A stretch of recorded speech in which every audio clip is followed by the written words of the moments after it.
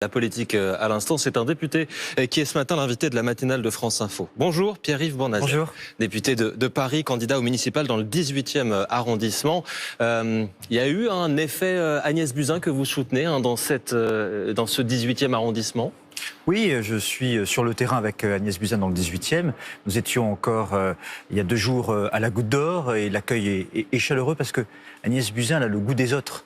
C'est une femme qui a une forte expérience, qui est extrêmement solide, qui a su gérer des crises, elle a dirigé l'hôpital Necker, des enfants malades, des établissements publics, et elle a ce goût des autres, cette empathie, et sur le terrain, ça se passe très bien. Donc ça se passe bien avec les habitants du 18e, qui est un arrondissement, pour ceux qui ne connaissent pas forcément la capitale, réputé populaire.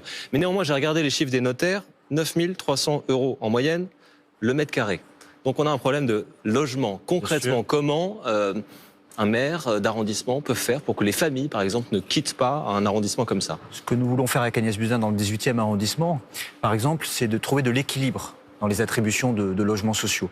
Évidemment, des logements sociaux pour les plus précaires, ceux qui souffrent, ceux qui sont en difficulté, parce qu'il y a urgence à agir pour eux. Du logement qu'on appelle intermédiaire, c'est-à-dire du logement pour les classes moyennes, celles et ceux qui vivent modestement de leur revenu du travail, mais qui ne peuvent plus vivre à Paris au prix de la cherté des logements. Et nous regrettons d'ailleurs que depuis plusieurs années, beaucoup de familles quittent Paris à cause notamment de la vie chère. Il y a un autre enjeu qui est la sécurité. Oui. Et vous êtes confronté au premier plan dans le 18e parce qu'il y a ces camps de migrants. Comment est-ce que vous vous différenciez des autres candidats du 18e, à droite, à gauche? On pense à Vikash Dorasso, à la France Insoumise, sur ce sujet. Ce qu'il faut bien comprendre dans le 18e, c'est que ça fait 25 ans que c'est la même équipe. Et nous voulons incarner une nouvelle énergie. Je suis d'abord un habitant du 18e, je suis élu député maintenant, j'ai porté avec les habitants de manière très rassemblée des nouveaux projets. Et sur la sécurité, nous voulons une police municipale de proximité, à pied, à vélo et à cheval, qui sera en charge de la prévention avec les associations, les gardiens d'immeubles et les commerçants, et sera en charge de la sanction des incivilités et de la petite délinquance. Il y aura par quartier des antennes locales, elle sera disponible 24 heures sur 24, elle sera sur le terrain, donc visible. Visible, ça veut dire réactive, ça veut dire dissuasive. Et puis nous allons y adjoindre les travaux d'intérêt général, tu casses, tu répares, tu salis, tu nettoies, pour qu'il y ait des réponses pour lutter contre la récidive. Et cette police municipale de proximité que nous allons construire dans le 18e arrondissement avec Agnès Buzyn, eh bien, nous permettra de faire reculer la petite délinquance et ça sera un maillon complémentaire de la police nationale. Je suis obligé, c'est le Conseil supérieur de l'audiovisuel qui nous le demande, de vous montrer les autres candidats qui sont, a priori, qui se présentent dans ce 18e arrondissement. Vous les découvrez, on rappelle, 15 et 22 mars, les 2 dates du premier et du second tour. Voici pour le 18e. Vous avez maintenant endossé votre étiquette chef de parti Agir, en l'occurrence responsable de parti, puisqu'il est présidé par l'actuel ministre de la Culture, Franck Riester. Le vrai nom, c'est Agir la droite constructive. Vous construisez quoi ?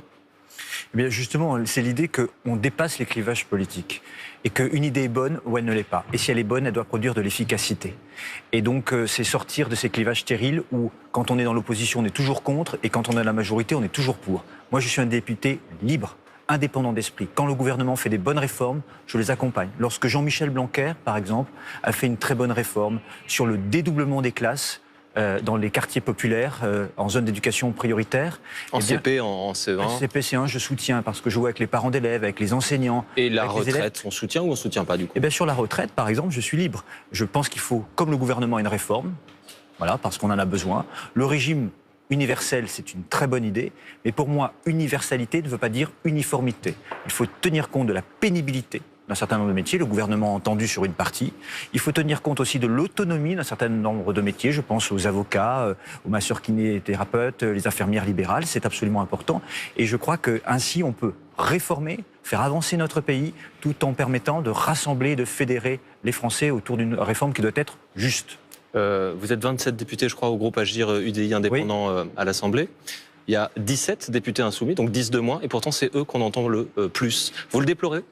Non, mais c'est la démocratie, ils se font entendre. Simplement, je note quand même qu'il y a 40 000 amendements. 40 000 amendements, ça représente une obstruction. Parce que, revendiqué, hein. Revendiqué. Et je pense qu'il faut que chacun puisse défendre ses convictions, avec force, avec détermination, mais qu'il faut que le débat parlementaire puisse bien se dérouler. Vous imaginez qu'il y a 65 articles et on débat depuis 10 jours. Vous en êtes au 2, c'est ça, toujours ? Ce n'est pas normal dans une démocratie apaisée, où il y a une confrontation des idées, mais où on avance. eh bien, il ne faut pas qu'il y ait des interférences et qui soient là pour simplement empêcher le gouvernement et le Parlement de travailler. J'utiliserai toute la Constitution, a dit Édouard Philippe. On pense au 49.3.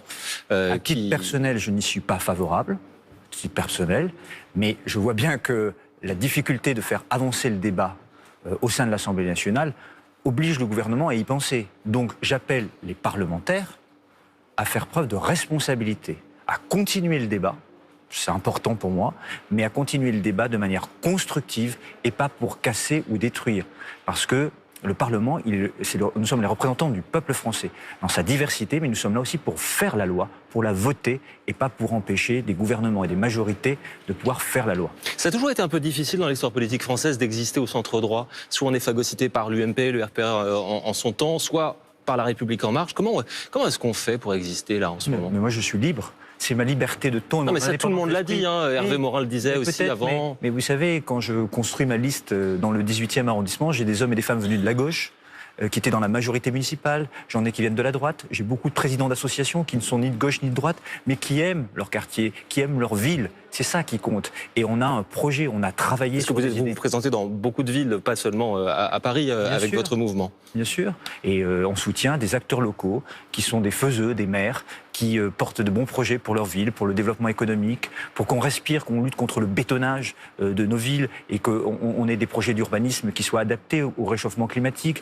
On se bat aussi pour la solidarité dans les quartiers, pour la prévention, pour ouvrir les crèches plus tard le soir, pour adapter le rythme des services publics au rythme de vie des citoyens, notamment dans le 18e, je le vois bien, on nous demande que les bibliothèques soient davantage ouvertes, les conservatoires. Mais vous pensez vraiment que le centrisme a un avenir ?